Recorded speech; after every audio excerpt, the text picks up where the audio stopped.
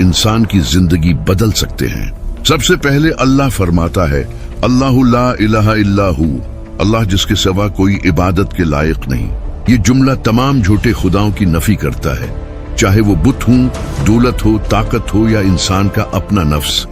जब एक मोमिन ये पढ़ लेता है तो वो दुनिया की हर गुलामी से आजाद हो जाता है।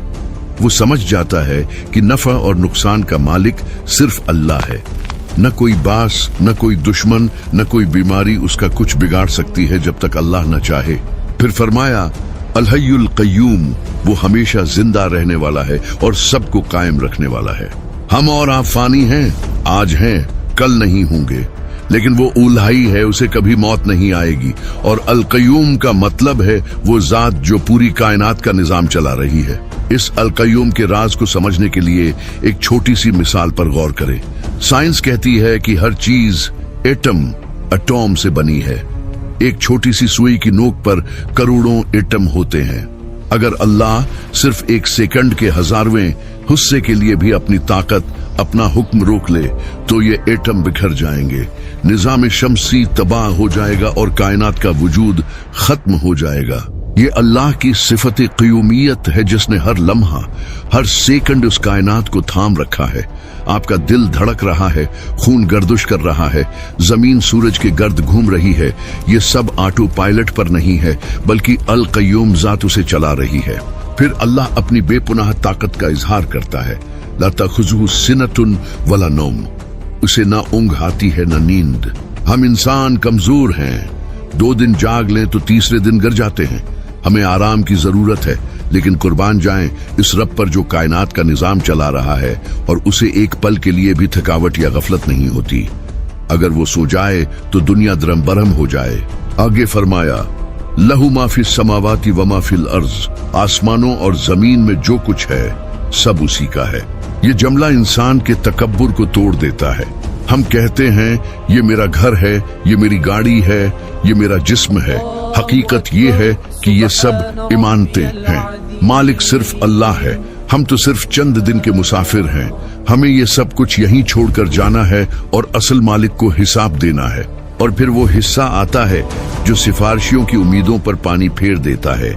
मंजा अल्लज़ी यशफ़उ इंदहु इल्ला बिइज़्ने, कौन है जो उसके पास सिफारिश कर सके मगर उसकी इजाजत के बगैर। दुनिया में लोग समझते हैं कि फलां बुजुर्ग या फलां हस्ती हमें बचा लेगी, लेकिन क़यामत के दिन अल्लाह के जलाल के सामने किसी को बोलने की हिम्मत नहीं होगी जब तक कि अल्लाह खुद इजाजत न दे। ये आयत हमें सिखाती है कि अगर मांगना है तो डायरेक्ट अल्लाह से मांगो, वही देने वाला है और वही सिफारिश कबूल करने वाला है। इन अल्फाज के पीछे एक ऐसा राज छिपा है जिसे इस्म आज़म कहते हैं। उलमा सदियों से इस राज की तलाश में हैं। कहा जाता है कि आयतुल कुर्सी के अंदर अल्लाह का वो खास नाम छुपा है कि अगर उसके जरिए दुआ मांगी जाए तो वो रद्द नहीं होती। ये वो चाबी है जो बंद तकदीरों के दरवाजे खोल सकती है। ये इस्म आज़म क्या है और हम इसे कैसे पहचान सकते हैं, और सबसे बढ़कर हम इस आयत के जरिए अपनी जिंदगियों में कैसे इनकलाब ला सकते हैं।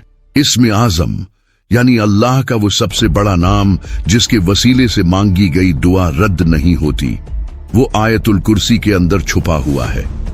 बुजुर्ग फरमाते हैं कि जिस तरह अल्लाह ने रमजान के महीने में लैलतुल कद्र को छुपा रखा है, बिल्कुल इसी तरह उसने आयतुल कुर्सी में अपने इस्म आज़म को पोशीदा रखा है ताकि बंदा तड़प कर उसे ढूंढे।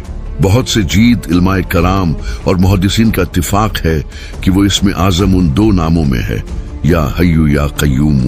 एक हदीस में आता है कि एक सहाबी अल्लाह से दुआ मांग रहे थे।